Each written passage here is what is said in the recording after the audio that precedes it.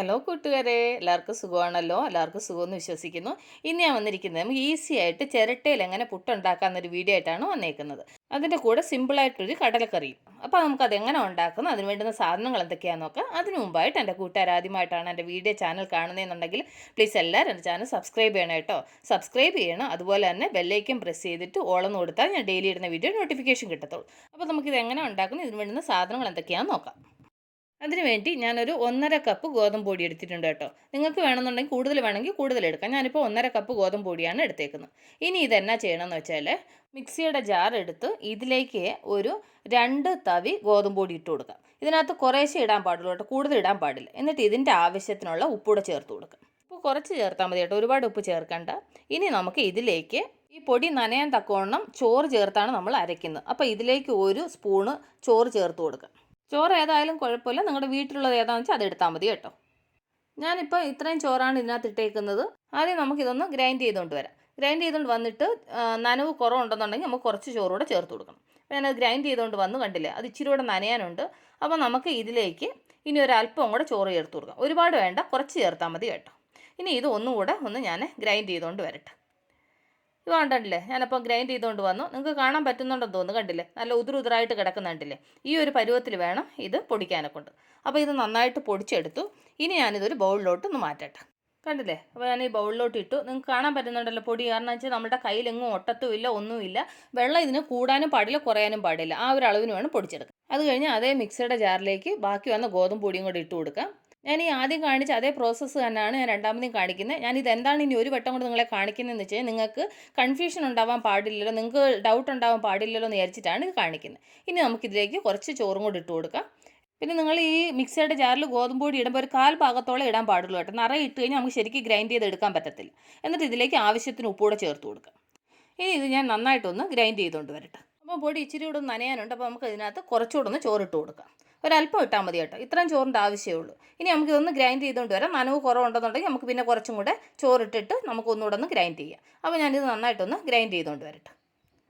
കണ്ടില്ലേ, അപ്പോൾ അത് ഞാൻ നന്നായിട്ട് ഗ്രൈൻഡ് ചെയ്തുകൊണ്ട് വന്നു. അത്രയും ചോറിൻ്റെ ആവശ്യമുള്ളായിരുന്നു. അത് കറക്റ്റ് അളവിനായി. കണ്ടില്ലേ, നമ്മൾ കയ്യിൽ ഇങ്ങനെ ബോൾ പിടിച്ച് കഴിഞ്ഞാൽ ഇതുപോലെ വരണം. ഈ ഒരു അളവിന് വേണം നമ്മളിത് അരച്ചെടുക്കാനെ കൊണ്ട്. കണ്ടില്ലേ, ഇത് നല്ല പരുവത്തിൽ നമുക്ക് മാവ് റെഡിയുണ്ട്. ഇനി ഞാനിതുകൂടെ ആ ബൗളിലോട്ടൊന്ന് ഇട്ട് കൊടുക്കട്ടെ. അപ്പോൾ അതുകൂടെ ആ ബൗളിലോട്ട് ഇട്ട് കൊടുത്തു. കണ്ടില്ലേ, നമുക്ക് അപ്പം പുട്ടിന് വേണ്ടുന്ന മാവ് റെഡിയുണ്ട്. നമ്മുടെ കൈ നനഞ്ഞിട്ടില്ല, ഒന്നുമില്ല. നമ്മളൊന്നും കൈയൊന്നും മുട്ടാതാണ് നമ്മൾ മാവ് കുഴച്ചെടുത്തത്. അപ്പോൾ നമ്മളുടെ പുട്ടിനുള്ള മാവ് റെഡിയുണ്ട്. ഇനി നമുക്ക് ഇത് എങ്ങനെ ഉണ്ടാക്കുന്നതെന്നുള്ളത് നമുക്ക് നോക്കാം. ഇന്ന് നമ്മൾ പുട്ടുണ്ടാക്കുന്നത് ചിരട്ടയിലാണ് കേട്ടോ. ഞാൻ ആൾറെഡി ഒരു ചിരട്ട നന്നായിട്ട് ക്ലീൻ ചെയ്തെല്ലാം എടുത്തിട്ടുണ്ട്. അപ്പോൾ പണ്ടത്തെ കാലത്തൊക്കെ ചിരട്ടയിൽ പുട്ടുണ്ടാക്കുന്നവർ. അപ്പോൾ നമുക്ക് ഇന്നൊന്ന് ചിരട്ടയിൽ പുട്ടുണ്ടാക്കിയാലോ. പുട്ടുണ്ടാക്കാൻ ചിരട്ട റെഡിയുണ്ട്. നിങ്ങൾ ചിരട്ട എടുക്കുമ്പോൾ കണ്ണുള്ള ചിരട്ട വേണം എടുക്കാൻ കേട്ടോ. ഞാൻ ആൾറെഡി ആ കണ്ണുള്ള ഭാഗം ഒന്നുകൂടെ കുറച്ചുകൂടെ ഒന്ന് പിച്ചാത്തി വെച്ചിട്ട് ഇച്ചിരി കൂടെ ഒന്ന് ഹോളാക്കിയിട്ടുണ്ട്. ഇനി നമുക്ക് ഇതെന്നാ ചെയ്യണമെന്ന് വെച്ച് കഴിഞ്ഞാൽ ഇതിലേക്ക് കുറച്ച് തേങ്ങ തിരികെ ഇട്ട് കൊടുക്കാം. എന്നിട്ട് അതിൻ്റെ മുകളിലേക്ക് നമ്മൾ റെഡി ചെയ്ത ഈ ഗോതമ്പ് മാവുണ്ടല്ലോ, അത് കുറേച്ച് ഇതുപോലെ ഇട്ട് കൊടുക്കണം. നമ്മളത് പ്രസ് ചെയ്തൊന്നും ഇടാൻ പാടില്ല, ഇങ്ങനെ വാരി ഇങ്ങനെ വെതറാനേ പാടുള്ളൂ കേട്ടോ. ഇതുപോലെ ഇട്ട് കൊടുക്കണം. ഈ ചിരട്ട നിറയെ മാവ് ഇതുപോലെ വാരി വെച്ച് കൊടുക്കണം കേട്ടോ. അപ്പം ചിരട്ട നിറയെ മാവ് വാരി വെച്ച് കൊടുത്തു. ഇനി നമുക്ക് ഇതിൻ്റെ മുകളിലേക്ക് കുറച്ച് തേങ്ങ തിരുവിയത് കുറച്ചുകൂടെ വെച്ച് കൊടുക്കാം.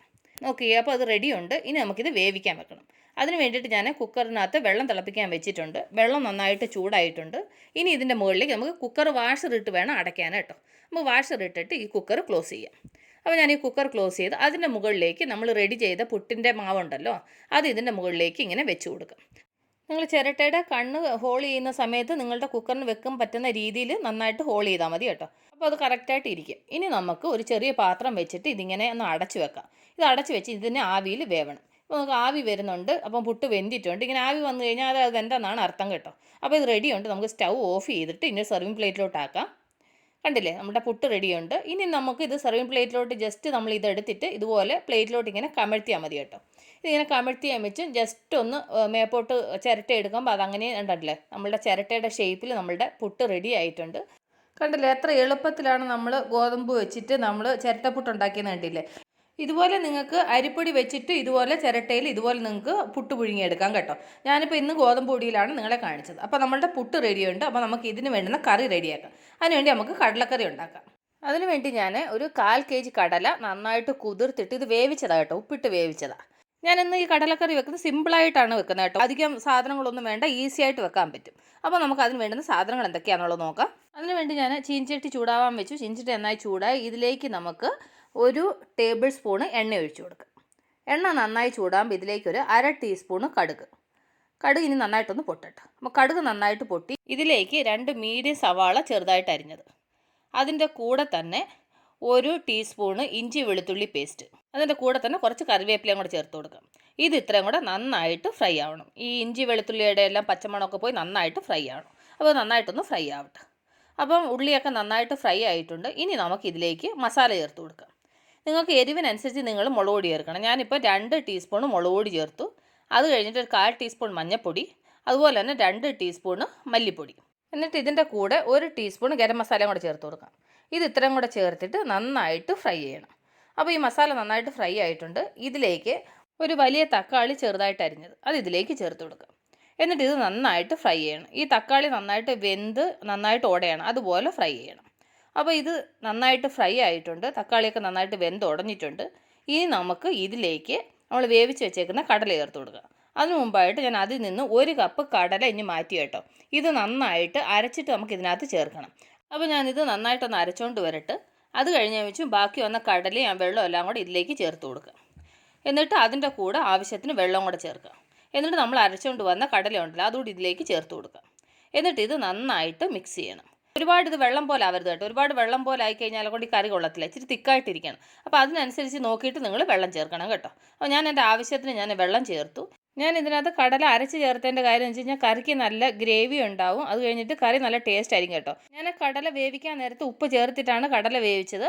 ഇപ്പോൾ ഒന്ന് ഉപ്പ് നോക്കിക്കോണം കേട്ടോ. ഉപ്പ് കുറവുണ്ടെങ്കിൽ ആവശ്യത്തിന് ഉപ്പ് ചേർക്കണം. അപ്പോൾ എനിക്കൊരല്പം ഉപ്പിൻ്റെ കുറവുണ്ട്. അപ്പോൾ ഞാൻ ആവശ്യത്തിന് ഉപ്പ് ചേർത്ത് കൊടുക്കും. ഇനി ഇത് നന്നായിട്ടൊന്ന് തിളയ്ക്കണം. അപ്പോൾ കറി നന്നായിട്ട് തിളയ്ക്കുന്നുണ്ട്. അപ്പോൾ നമ്മളുടെ കടലക്കറി റെഡി ആയിട്ടുണ്ട്. നിങ്ങൾക്ക് വേണമെന്നുണ്ടെങ്കിൽ മല്ലിയില വേണമെന്നുണ്ടെങ്കിൽ മല്ലിയില ചേർക്കാം കേട്ടോ. ഞാനിപ്പോൾ ഇതിനകത്ത് മല്ലിയിലൊന്നും ചേർക്കുന്നില്ല. ഇതിൻ്റെ ആവശ്യമേ ഉള്ളൂ. സിമ്പിളായിട്ട് നമ്മൾ കടലക്കറി വെച്ചു.